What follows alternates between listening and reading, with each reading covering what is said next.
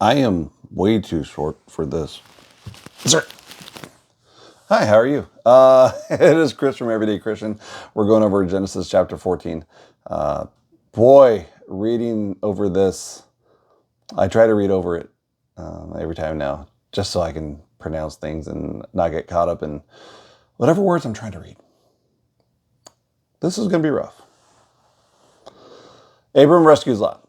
About this time, war broke out in the region. King Amphrael of Babylonia, King Arioch of Elasar, King Kedorlaomer of Elam, and King Tidal of Goim. I'm going to Goiim. I'm not sure if that's correct, but Goim sounds good to me.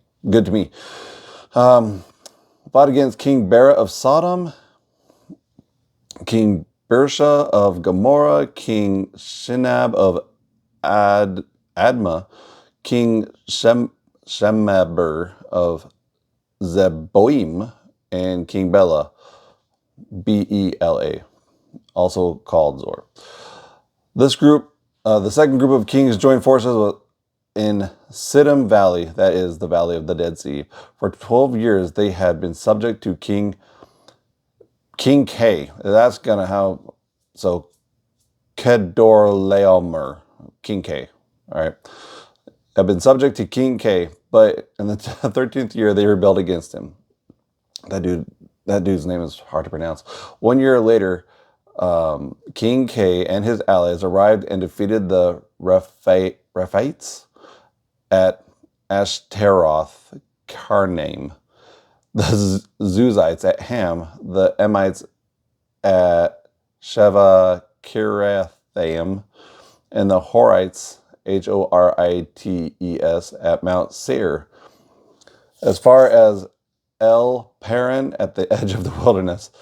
Then they turned back and came to En Mishpat, now called Kadesh, and conquered all the territory of the Amalekites and also the Amorites living in Hazazon Tamar.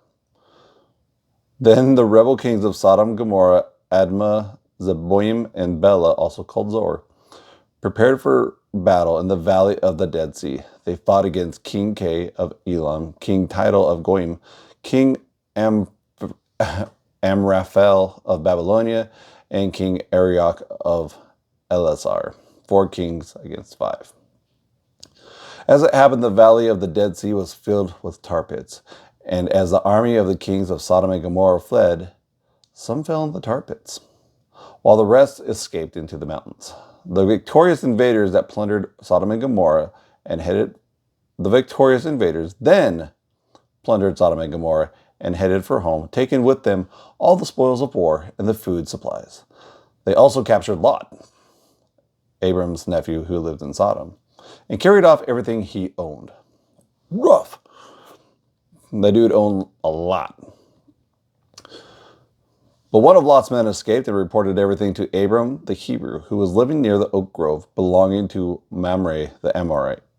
Mamre and his relatives Eshol and Aner were Abram's allies. When Abram heard that his nephew Lot had been captured, he mobilized, this is a very specific number, he mobilized 318 trained men who had been born into his household. Then he pursued King K's armies until he caught up with them at Dan. I believe Dan is in the north. He then divided his men and attacked during the night. King K's armies fled, but Abram chased them as far as Heba, north of Damascus. Abram recovered all of the goods that had been taken, and he brought back his nephew Lot with his possessions and all the women and other captive.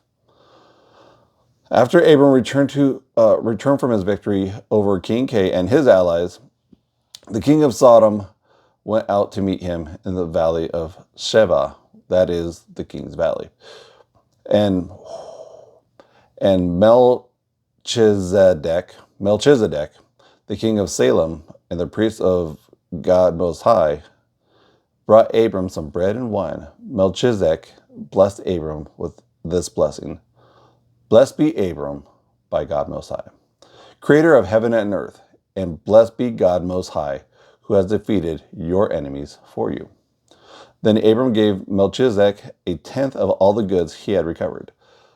The king of Sodom said to Abram, "Give back my people who were captured, but you may keep for yourself all the goods you have recovered." Abram replied to the king of Sodom, "I solemnly swear to the Lord, God Most High, creator of heaven and earth, that I will not take so much as a single thread or sandal thong from what belongs to you. Otherwise, you might say, I am the one who made Abram rich. I will accept only what my young warriors have already eaten, and I request that you give a fair share of my goods to my allies, Anor, Eshcol, and Mamre." And that concludes chapter 14. Again, I don't know how to pronounce half these names, but 4 kings against 5, and Lot is saved. Great. I don't know why all of this is mentioned, why there was a specific 318 men trained. I don't know. I don't have those answers. You should probably look that up. Do some research.